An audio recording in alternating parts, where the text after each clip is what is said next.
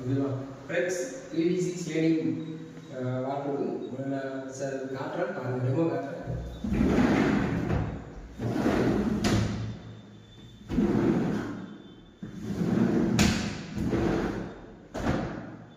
இது மூவ் பண்ணுறது தேவையான சொல்லிக்கலாம்.